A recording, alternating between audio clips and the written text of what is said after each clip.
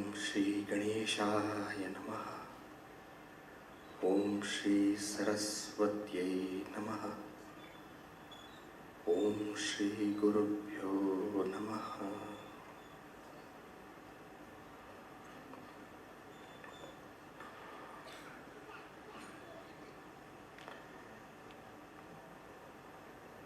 I offer my most respectful regards to the many dignitaries present here,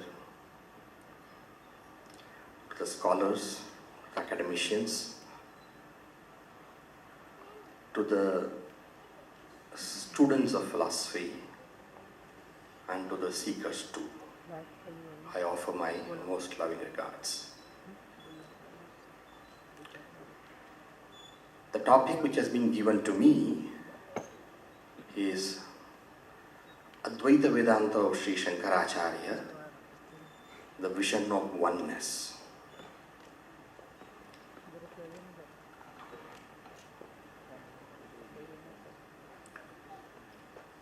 Human being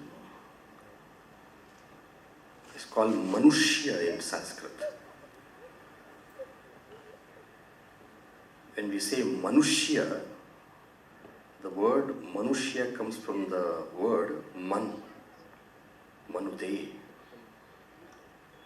A human being is one who thinks. When we say a human being is one who thinks, what we mean is that human beings delight in thinking. It's not that birds and animals don't think. They do think, but their thinking is very limited. Eating and mating is sufficient thinking for them. Whereas a human being is not satisfied with thinking which is just so minimalistic. A human being loves thinking. And it is this thinking which has raised the status of human beings to the very roof and crown of creation. The achievements which human beings have had and accomplished is simply stupendous, marvelous, breathtaking, and unimaginable. And what we have achieved through thinking, no other creature in this planet has achieved. And such is a love for thinking that we spend not only just time, we spend enormous amount of our wealth also to promote thinking. What is the need to find out what is the interaction between ions of the atmosphere touching the space? What is the need? What is the need to send rockets to sun? What is the need? What is the need to check out how many moons are there for Jupiter? What is the need to check out whether there are other planets where life is there? What is the need? There's no need except the fact that we are human and we relish thinking. And in our effort to think, the very summum bonum of thinking is the finding of that one from which everything is born. And you'll find all aspects of knowledge are geared to track out that one. All aspects of knowledge. You take physics or chemistry, they want to find out what is the God particle. And they find out something, boson, and then God particle. This search to find out the ultimate truth of all that we experience has been going on for centuries. In the 1800s, you have Dalton, atomic theory of Dalton. And he says, of course it's disproved now, he says atom is the smallest indivisible particle. And then, of course, we have divided the atom and electron, proton, neutron, etc. And you take, now that's physics and chemistry. Now you go to biology. What is that from? All living creatures are made up of cell. Here again, we want to go to the lowest denomination. And what is a cell? What is the genetic material made up of? Now, everywhere we are trying to go to that from which arises the many. What is that one from which the totality comes about?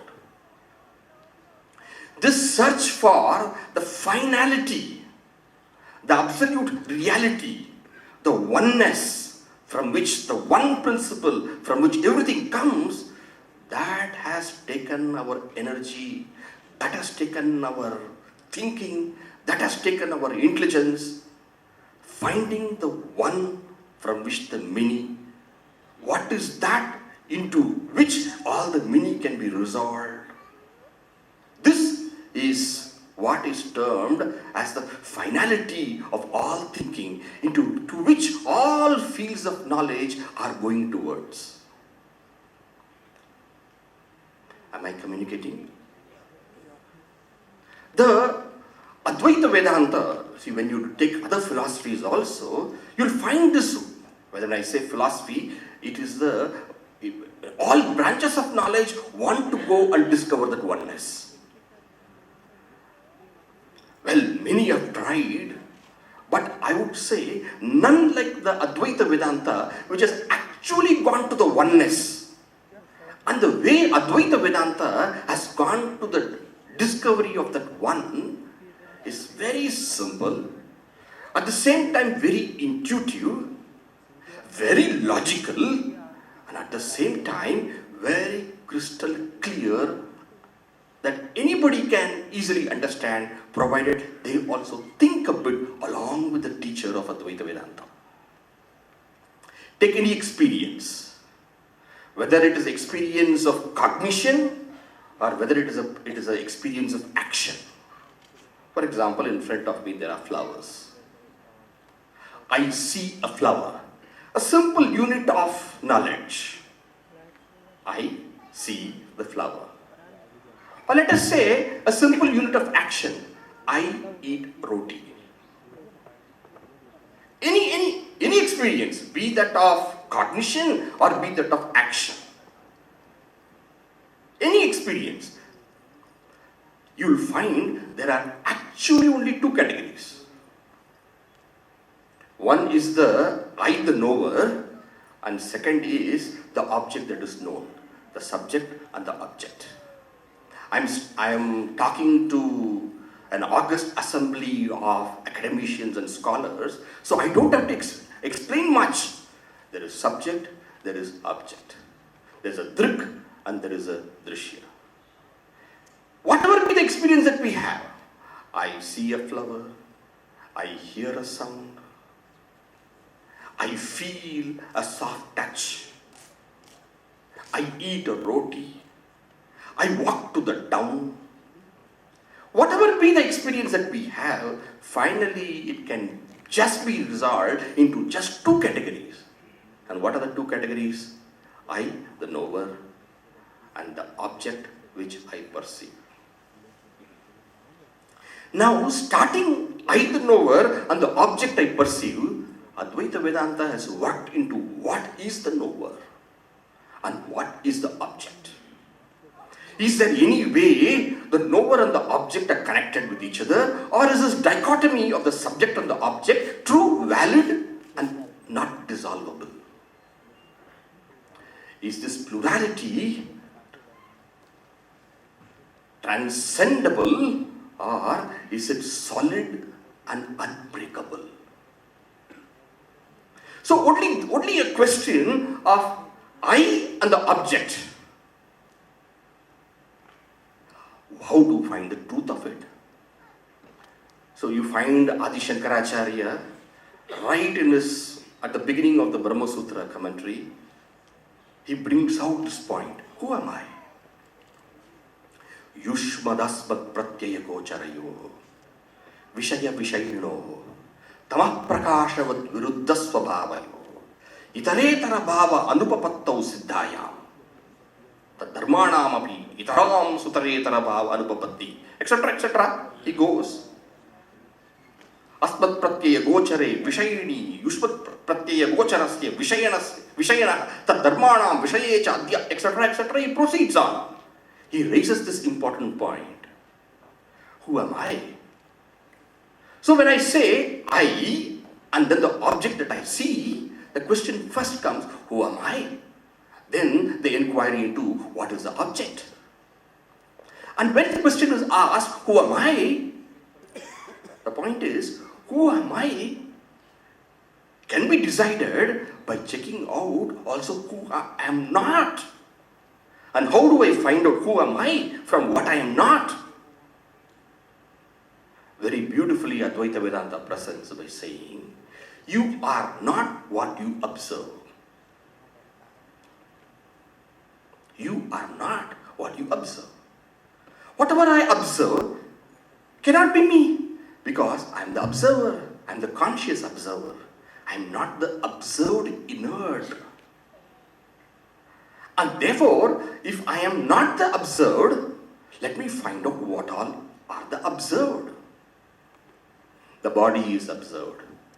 The body cannot be there for me. What I know, I can't be.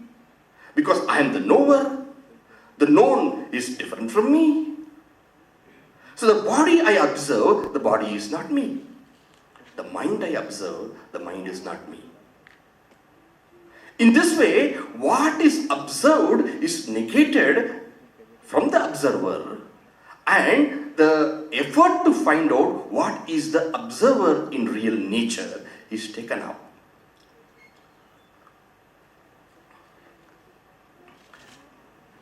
So you have a beautiful, Shankaracharya goes to meet his guru, Govinda Bhagavad Pada, and Govinda Bhagavad Pada asks him, who are you? Kastum Shisho, who are you? And then you find Shankaracharya, the young boy, saying, na bhumir na apaha, na tejo na vayuhu, na kam nindriyam va, tesham sabuha, anaikantikatva, sushupyeka siddha, tadeko vashishta shiva kevalo. Beautiful verse. I am not the earth, I am not the water, I am not the fire, I am not the air, I am not the space, nor am I those combinations. What he means is that this body is made up of the elements, calcium, carbon, phosphorus. The 5 elements. And there is no way this body which is made up of 5 elements can be me. Why? Because I know it. What I know, I can't be me. What I know is different from me. And if what I know is different from me, how can I be that what I know? And then the discussion goes, is the mind me? The same problem with the mind also. The mind is nothing but a flow of thoughts. Thoughts are observed. If thoughts are observed, if thoughts are cognized, how can thoughts be me? Again, what is observed is dropped as not me. In this way, the body, the mind, and also that unconscious from which the mind also arises.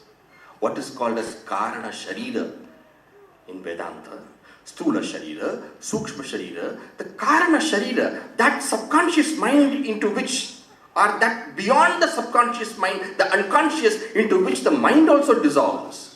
That seedal, that is also not me. Why? That also I know in deep sleep. That into which everything merges. All the thoughts dissolve. That also I know.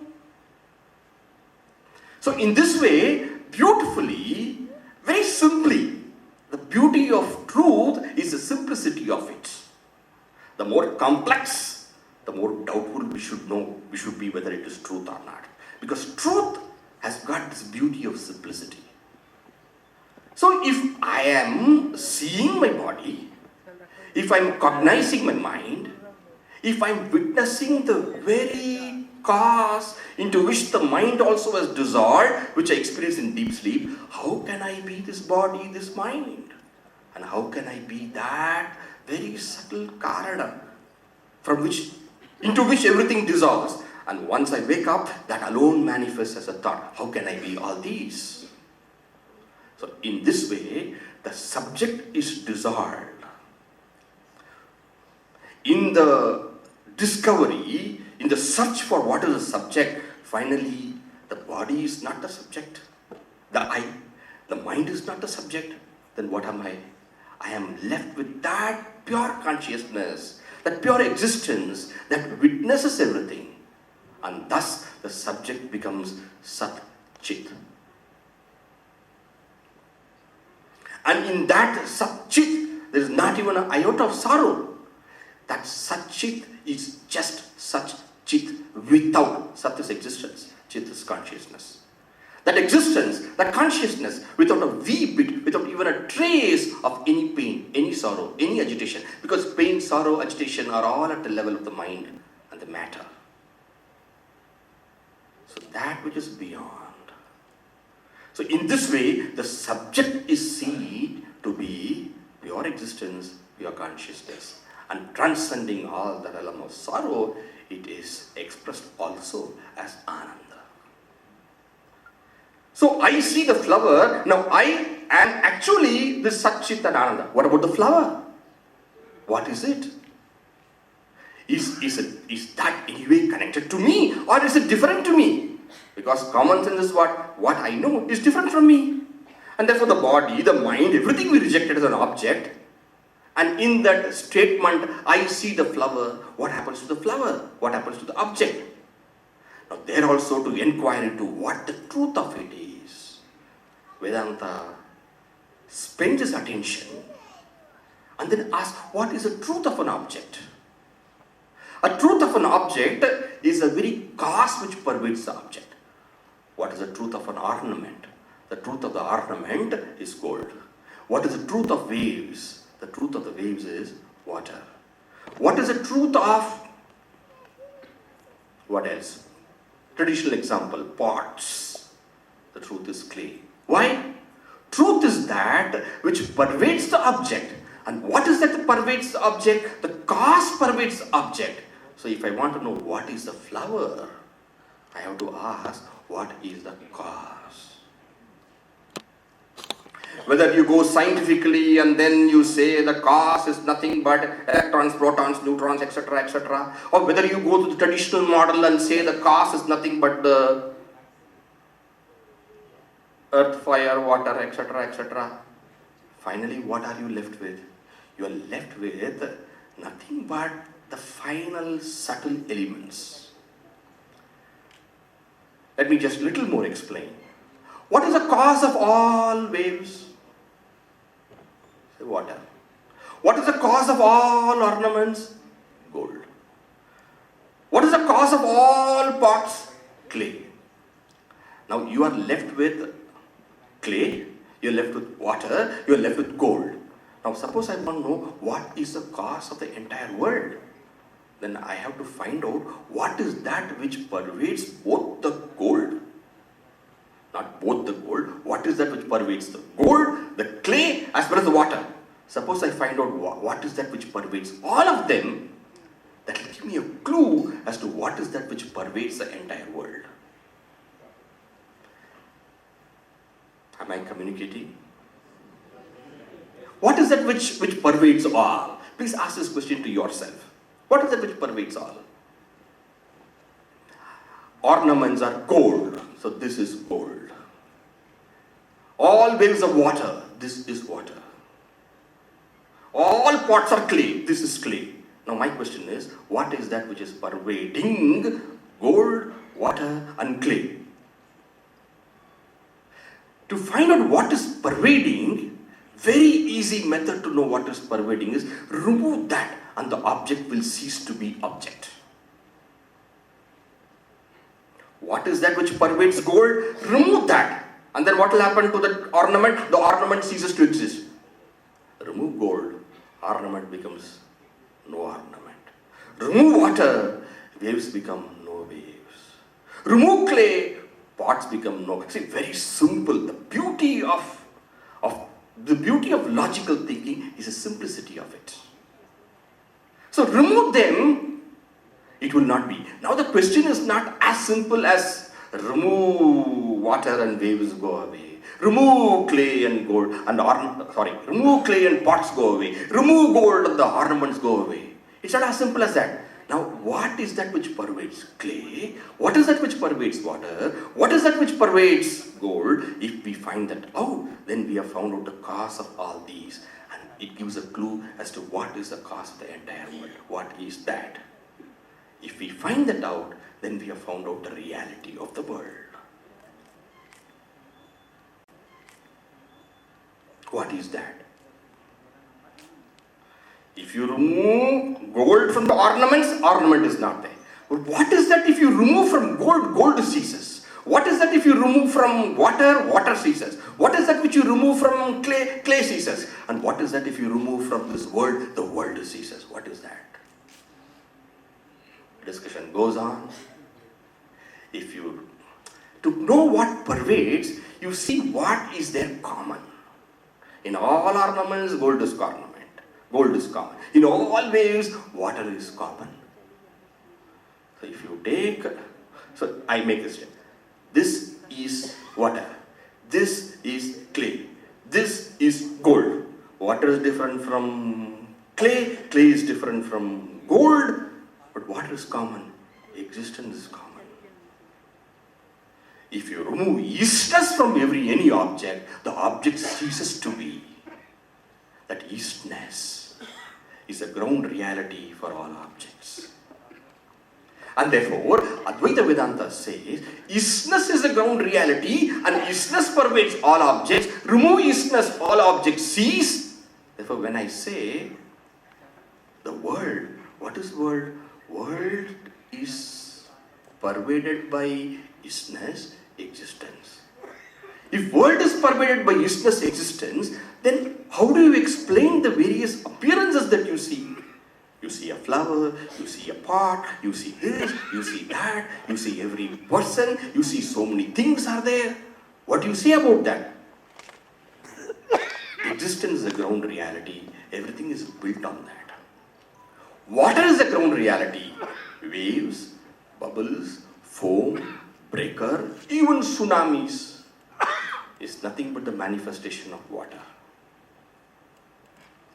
What is manifested, what is appearing is only appearing.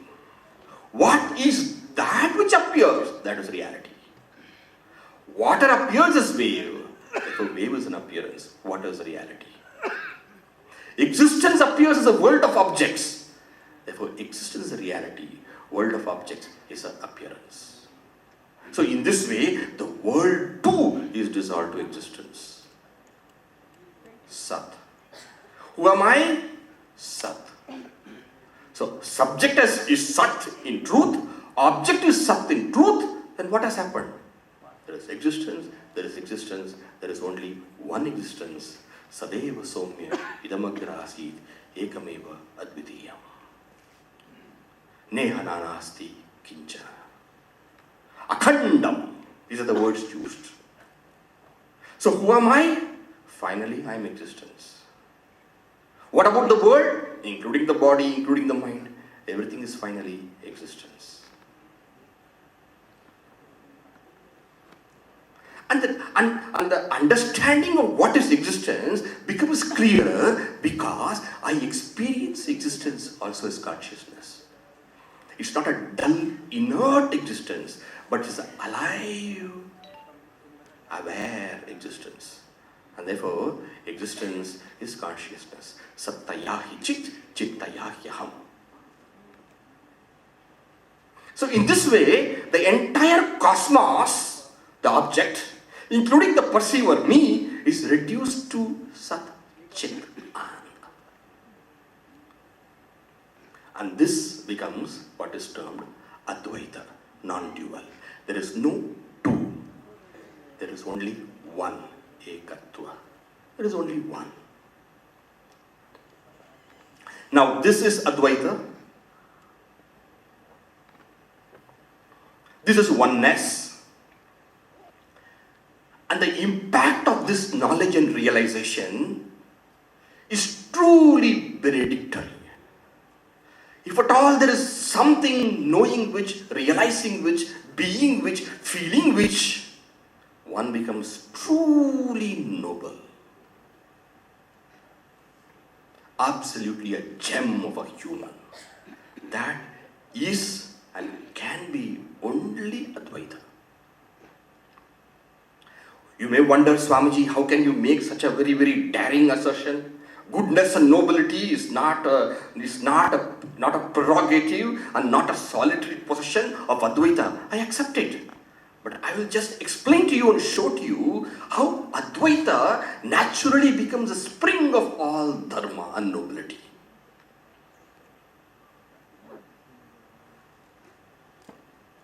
Give me just a few minutes. I will show you that.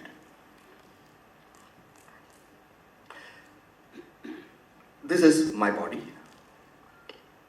I have a tongue. I have inside teeth. Yeah. I don't think you have any doubts about that. Tongue, teeth.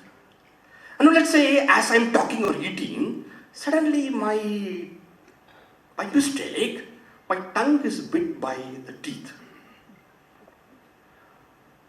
Do I take a decision? Oh teeth, thou art my enemy. Come on, I'm taking you to doctor. And tell the doctor, remove my teeth. What's the matter? This teeth bit my tongue. Do I say? Never. Why? Because the tongue is also me, the teeth is also me. Okay, that's fine. You are also me. He is also me. She is also me. Everyone is me. How will my reaction be then? Please think.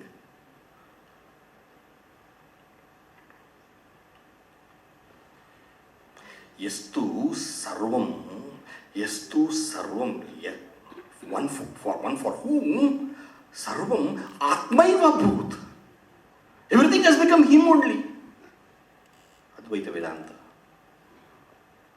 Everything has become him only. Tatona vijugupsate. Then hate doesn't arise.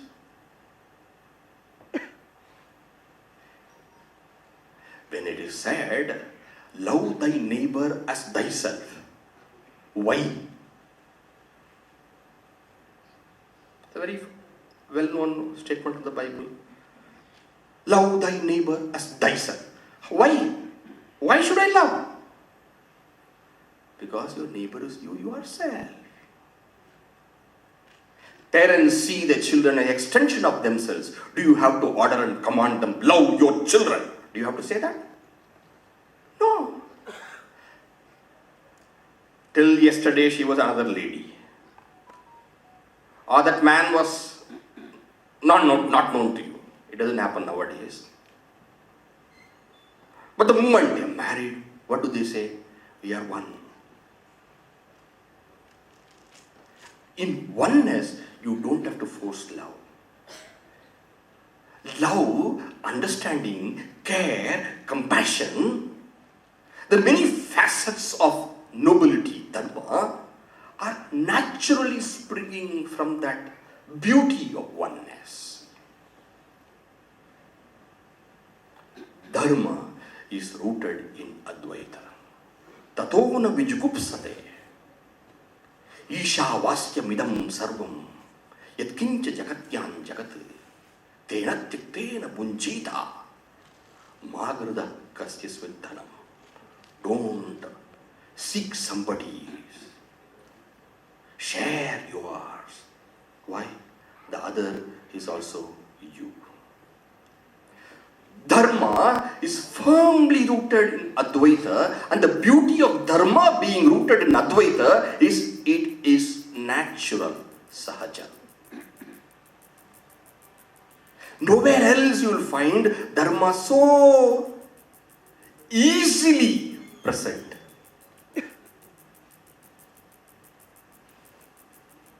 So the most important impact of Advaita is Advaita blesses you with natural dharma. This world is broken up into fragments by narrow domestic walls. One earth broken into many nations. One nation broken into many states. And one state also wants to become splinter into many states. Everywhere division rules. Division is okay for certain administrative purposes. That's okay. But if the division is considered to be valid and true and a fact, then division creates chaos. Division creates pain. Division creates suffering. Division breeds narrowism. Division breeds selfishness. Is there a way to rise above this narrowism, this selfishness? Is there a way by which hearts can unite? Is there a way by which we all can feel one?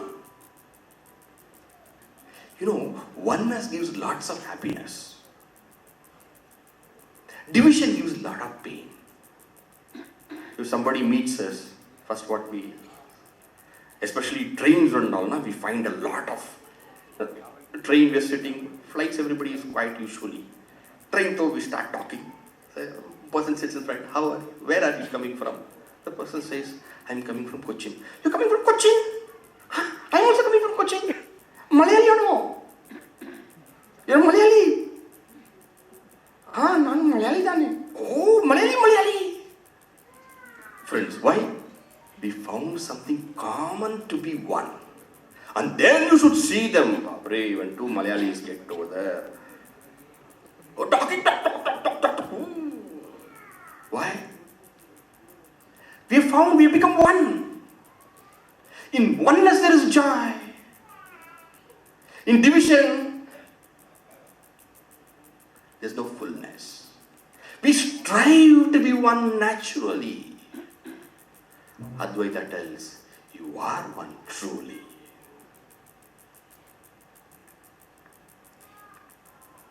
If at all, any thought, I don't feel it's a thought actually, Advaita.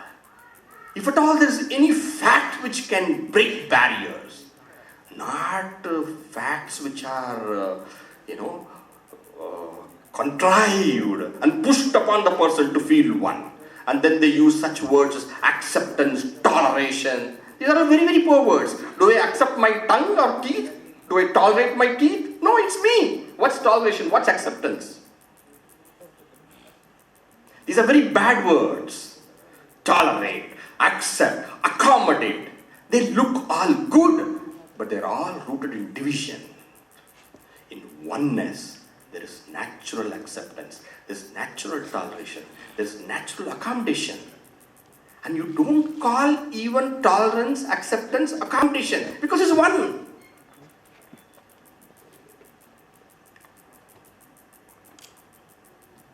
My dear, I can't say my dear. I have to only say respected scholars and academicians. Are you able to see what I'm telling? You all are learned. You know. What I'm saying is not something new for you. You must be teaching your students in your colleges and universities. Acceptance, toleration, accommodation, they look like positive words, but as long as they are rooted in divisiveness, because they are rooted in that, they cannot be true acceptance. They cannot be true accommodation. They cannot be true tolerance. When you know one alone is, then you rise above division. You go beyond tolerance. You see the fact you love one and all naturally. Adveshta sarva bhutana Maitra, karuna eva cha, natural.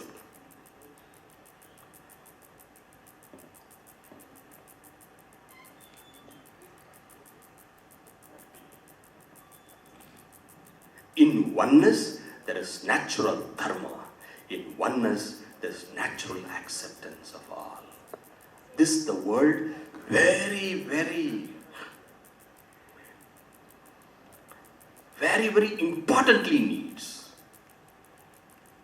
If the knowledge of Advaita, if the knowledge of oneness is there among all, then alone truly Vasudhaiva Kutumbakam is possible. Otherwise, namesake, lip sake, we will be saying, let's all be one. It's not going to work out. I remember a nice anecdote.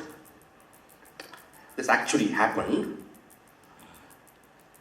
Mahatma Gandhi ji, a reporter. Reporters have got the knack of asking the most penetrating questions which can put you into deep trouble. Reporter, Gandhiji, yes, in your ashram, Sabarmati, morning prayers, yes, every day, yes, the Bhagavad Gita is recited, yes, the Quran is recited, yes, the Bible is read, yes, the Guru Granth Sahib is read, yes, every day the prayer, the chanting is there. So you please tell me, which of these you like the most? You like the Bhagavad Gita, the Quran, in your ashram, everything is chanted. Which one you like the most? Mahatma Gandhi, a man of truth, said, give me a moment, let me tell you. Let me think honestly and let me tell you. He took a moment. And then he answered, you have a mother, I have a mother, she has a mother, he has got a mother. You are asking me which mother you like.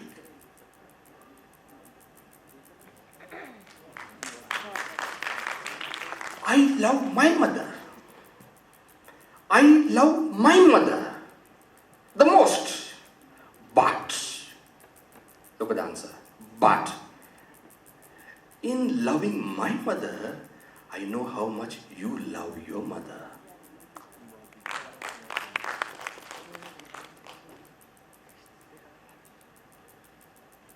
I'm telling you, even this is not required if Advaita is there.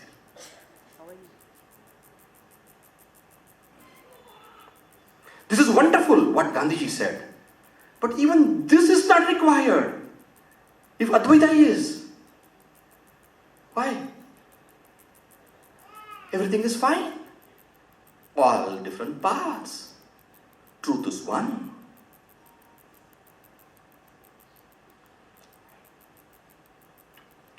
The beauty of Advaita lies in its oneness, which becomes a natural spring for all goodness.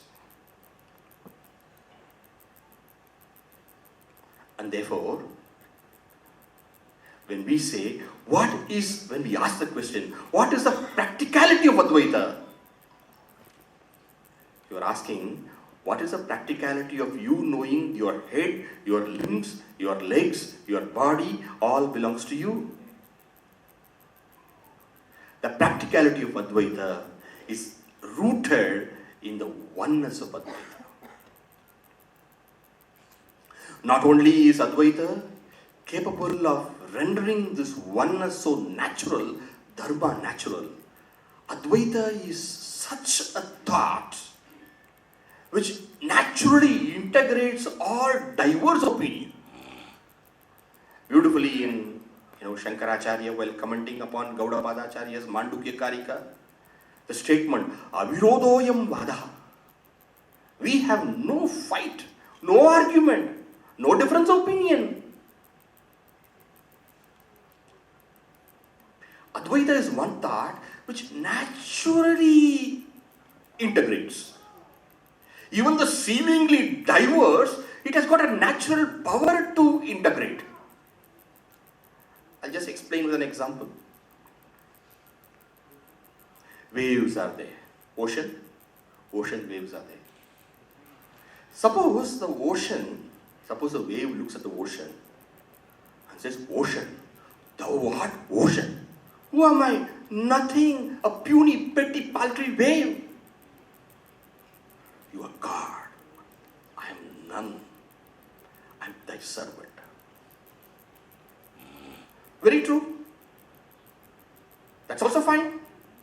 Suppose the wave looks at the ocean and the wave says to the ocean, "Ocean, I'm only part of you. You are the ocean. I'm a part of you." That's also fine. Suppose a wave looks at the ocean and says, "Ocean, you are H2O. I am also H2O. No difference. I and you are one." Perfectly okay. This is nothing but Dvaita, Vishishta Dvaita, Advaita. Aham Brahmasmi, Advaita. I am part of you. Tasya aham mamaivamsho jiva loke jiva bhuta sanatanaha. Vishishta Dvaita. Dvaita, Bhagavan, I am your servant. Now, all this is possible not because of Dvaita, not because of Vishishta Dvaita. All this is possible because if you understand H2O Advaita. Please note, Advaita has no argument. That's also okay. It's okay. It's okay. It's okay. Now remember, it's okay. It's okay. It's okay. It's not said because to create peace. No. It's okay because that's okay. That's fact.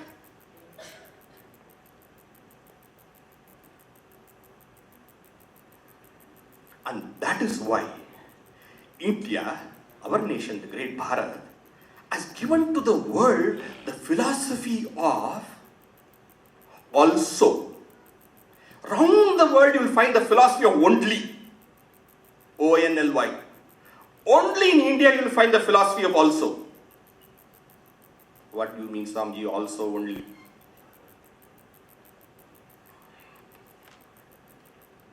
Dash alone saves. Okay? Dash alone is the way. Indian thought, that also saves. Indian thought, that also is the way.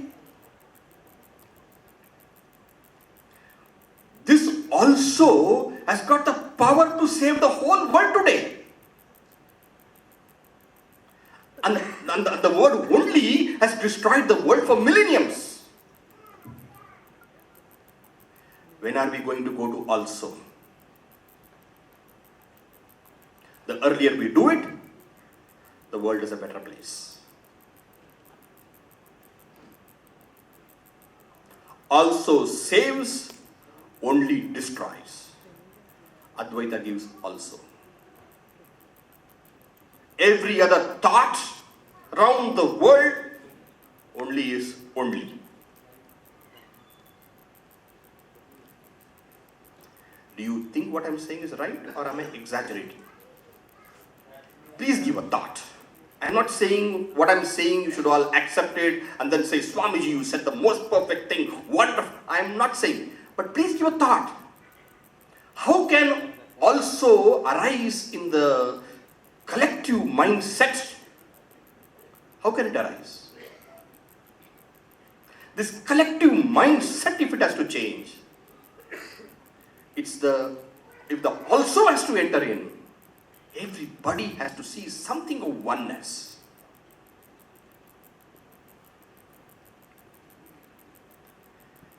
Great masters of our tradition, Sri Gaudapada Acharya, Sri Shankaracharya, many masters of the tradition, Madhusudana Saraswati, great devotee also, at the same time a great person of knowledge who authored the Advaita Siddhi and all.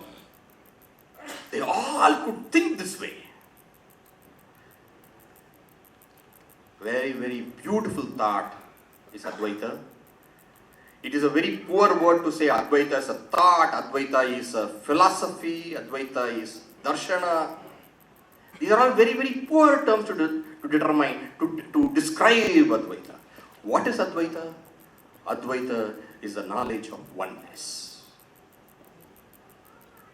Advaita is that knowledge by which we don't feel separate from the other person. Advaita is that glorious treasure of this land. We have gifted to the whole world. Wish we could give to the whole world. Yes, the imagination of the world more and more is turning towards this knowledge of oneness. Because in oneness, the world is saved. You and I become happy. Society is blessed. Nation is delighted. The world is protected. Advaita alone can do it. Let's give a chance to Advaita. With these words, I would like to conclude and open the forum for any questions or discussions. And I'm very, very grateful to the organizers for inviting me. I feel it's a great honor to be sitting in front of you and sharing these few thoughts.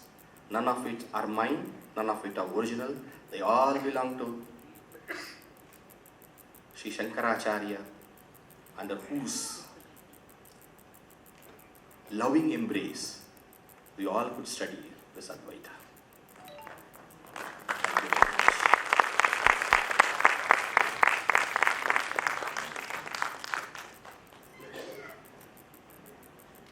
If any discussions are there, I can take for 10 minutes and then I have a mic here. Would you like to? Oneness, we can say that consciousness is the living being, that is oneness in all consciousness. It might, or in case of the matter, say any small particle water will be composed of that. So that is also a oneness of the matter. Can you please use the oneness of the matter and oneness of the living beings.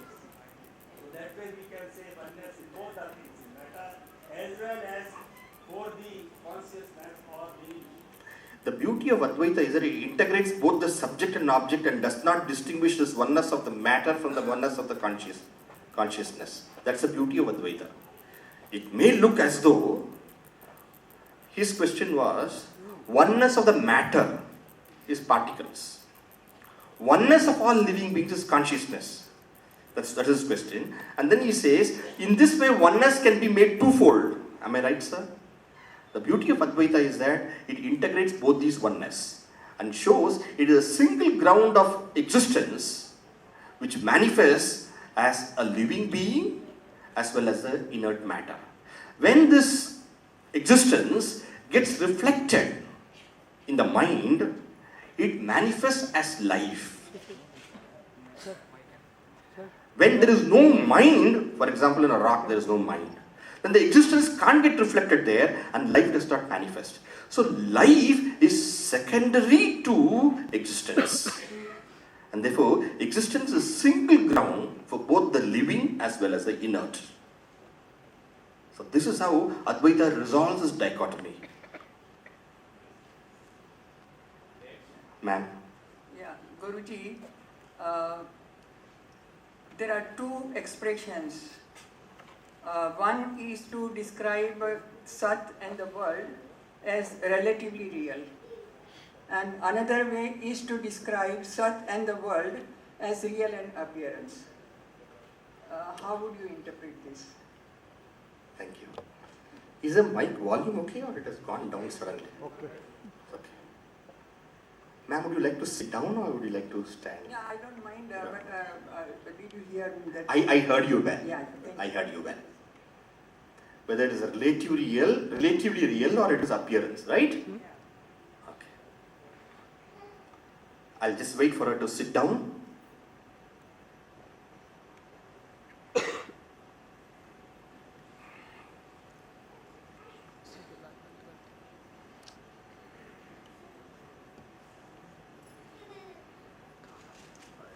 Have you studied some Upanishads, ma'am? In Chandogya Upanishad, you will find a beautiful line. Vacharambanam vikaro namadeyam vrittika ityeva satyam. I'll take recourse to that and explain to them. When we say relatively real, and then when we also use the word appearance, in Advaita Vedanta, the word appearance, we use the word mithya. And for relatively real, we use the word vyavaharika satta. Are you aware of these words? Yes. Now, when I say mithya, what I refer to is this. Mithya does not mean absent. Mithya means what is seen, what is experienced, but is not truly there. So, such kind of things which are seen, but on analysis are not truly there, are given a broad term mithya. And now when I see, when I experience that, at that time the term used is vyavaharika. So when I say relatively real, I am referring to something what I am experiencing now. So when I am experiencing now, I give a term relatively real or vyavaharika satta. But on analysis, when I find that it is not actually there, but it's only appearing to be there, then that very same thing which is relatively real is given a term mithya. But finally what happens, that which is relatively real is equal to mithya. Why is it mithya? For example, you take the example of wave and water. Why do we say wave is relatively real? And why do we say water is absolutely real? Because what is relatively real is seen. Therefore it is real. I can't say it is not there. Therefore I give the name real to it for some time. But then why do I say relatively real? Because I cannot show the waves separate from the water. H2O is there. But can I take waves separately and show this is the wave? I can't show. But I can't say it is not there. Why? Because I'm seeing. My eyes see, but my wisdom, eye of wisdom, my jnana chakshu says, though I see, it is not there. So what is vyavaharika, relatively real, from the paramarthika drishti becomes mithya. So therefore, that which is relatively real is equal to mithya. And what makes it mithya? I cannot show it separately. It doesn't have a swatantra satta. These are the terms we use in Sanskrit to explain this.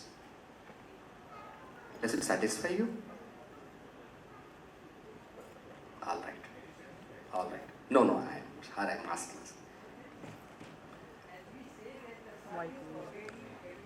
Yes.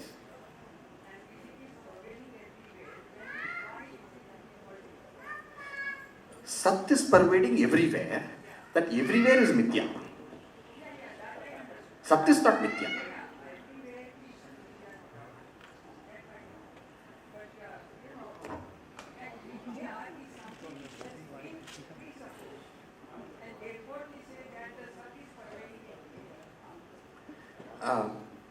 See, mithya is not presupposed, mithya is experienced.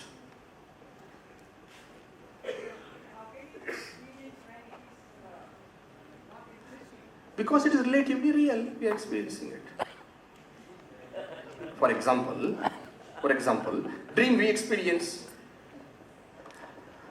I am not trying to make any, I'm just telling the dream we experience. Yeah? So dream when we experience is relatively real. But when I wake up from dream, it is known to be false. So what is relatively real is a term given to that on waking up. I know it to be relatively real. Ma'am, I know something to be relatively real only after waking up to the truth, not before. I know dream to be false, not while dreaming. I know dream to be false only when I come to the waking.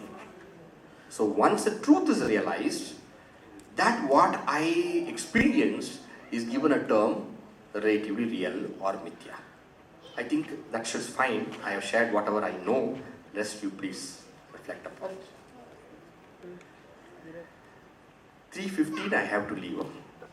My flight is at स्वामी 4:30. जी बहुत बहुत धन्यवाद आपको, बहुत ही अच्छे, congratulations.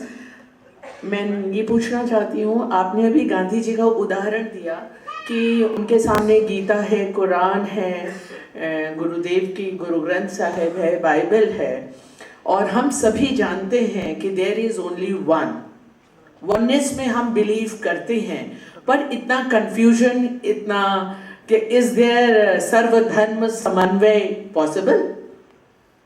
अगर हम सभी धर्मों में समन्वय लाते हैं तो हम विश्व शांति को प्राप्त करेंगे, और इतना धर्म के नाम पर जो विश्व युद्ध हो रहा है वह शांत हो सकता है। इसे हम समझ क्यों नहीं पा रहे हैं? अद्वैत है, पर विभिन्न धर्मों का समन्वय होना बहुत आवश्यक है। इसके लिए हम क्या कर सकते हैं जिससे हमारे विश्व में, हमारे जगत में धर्म के नाम पर, वन के नाम पर जो लड़ाई हो रही है वह समाप्त हो? यह बहुत ही बड़ा प्रश्न हमें लगता है कि जब हमें यह मालूम है कि ultimate reality is only one, चाहे वो राम हो, रहीम हो, या क्राइस्ट हो, या गुरु ग्रंथ हो, तब इतना कंफ्यूजन क्यों है? Thank you so much. Madam Hindi में प्रश्न पूछा। मेरा मातृभाषा हिंदी नहीं है, मैं समझ रहा हूँ। I can translate. I understand. Is there Sarvadharma Samanvay possible when we are knowing that there is only one reality in the world who is supervising this world? Then why there is so many confusions? Yes. हाँ, लेकिन मैं हिंदी में उत्तर देना चाहता हूँ, ठीक है? फिर भी आप टूटी फूटी है मेरा हिंदी, ठीक है? मैं अच्छी तरह समझ रहा हूँ मैम क्या प्रश्न पूछा। हम मुंह से बोल रहे हैं वन, हृदय से नहीं बोल रहे हैं।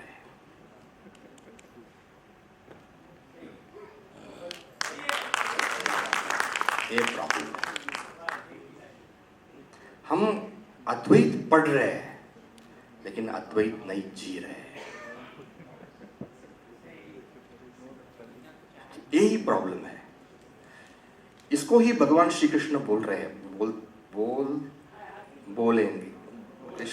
इसको ही भगवान कृष्ण बोलते हैं ज्ञानम विज्ञान सहितम।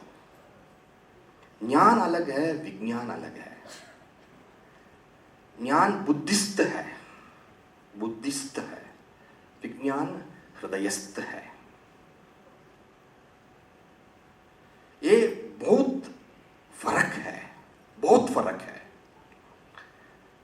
इसलिए मैं बोल रहा हूं ये अकोमोडेशन, ये टॉलरेंस, ये समन्वय, ये सब फालतू चीज है। समन्वय कहां करना है? यदि बहुत है, विभिन्न है, उसको समन्वय करना है। यदि एक ही है, इसलिए अद्वैत सर्वोत्कृष्ट है। मैं नहीं बोल रहा हूं क्योंकि मैं अद्वैत का छात्र हूं इसलिए नहीं बोल रहा हूं। मैं ऐसा बोल रहा हूं क्योंकि मैं देख रहा हूं अद्वैत का दृष्टि कितना ऊंची है। उसमें विभिन्नता ही नहीं है। यदि विभिन्नता ही नहीं है तो समन्वय क्यों करना है? आप इसमें थोड़ा सोचिए। आप मनुष्य है, मैं मनुष्य हूं, आप सब मनुष्य यहां है, बच्चे हैं वो भी मनुष्य है, वृद्धों है वो भी मनुष्य है, सब मनुष्य है ना, एक ही है ना। उसमें समन्वय करना है, हम सब मनुष्य है, समन्वय बोलना है क्या? है ही है, ऐसा ही है। यदि ऐसा ही है वहां को समन्वय का आवश्यक क्या है?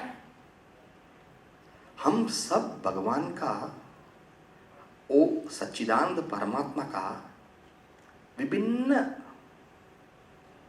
क्या हिस्से, नाम है, नाम ही है। नहीं, नाम ही है। जैसे एक पानी H2O वेव नाम से हम बोलेंगे, बबल नाम से हम बोलेंगे, फोम नाम से बोलेंगे, ब्रेकर, बहुत ऊंचिया वेव को ब्रेकर बोलते हैं, ब्रेकर नाम से बोलते हैं, सुनामी नाम से भी बोलेंगे, लेकिन पानी एक ही है ना। यदि यदि साइंटिस्ट दृष्टि से H2O दृष्टि से हम देखेंगे, वेव भी H2O है, बबल भी H2O है, ऐसा बोलने का आवश्यक है क्या? नहीं है, क्योंकि ज्ञान चक्षु है। यदि वो ज्ञान चक्षु, अद्वैत दृष्टि ज्ञान चक्षु से हम पूरा जगत को देखेंगे, सब सब एक है, वहां कोई क्या झगड़ा नहीं है। इसलिए गौड़पादाचार्य शंकराचार्य का गुरु बोल रहे अविरोधोयम वाद, यहाँ का वाद में, यहाँ का दृष्टि में कोई विवाद नहीं है, कोई, क्योंकि सब बढ़िया ही है। हनुमान जी बोलते हैं श्री राम को, देह बुद्धिया तु दासोहम। आप संस्कृत समझ, ये तो बहुत सरल है। देह बुद्धिया तु दासोहम, जीव बुद्धिया त्वदंशकः, आत्मबुद्धिया त्वमेवा। विभिन्न दृष्टि देखिए, देह बुद्धिया तु दासोहम, उसको द्वैत कहते हैं। बहुत बहुत फिलॉसफी द्वैत में ही है। जीव बुद्धिया त्वदंशकः, विशिष्टाद्वैत बोलते हैं इसको। आत्मबुद्धिया त्वमेवाहम, इसको अद्वैत बोलते हैं। यदि अद्वैत दृष्टि है, ये सब का समन्वय अपने आप हो जाएगा। लेकिन अद्वैत दृष्टि मन में रखना नहीं, वाक में रखना नहीं, हमारा हृदय में रखना है। यही सॉल्यूशन है आपका क्वेश्चन का। पता नहीं यदि आपको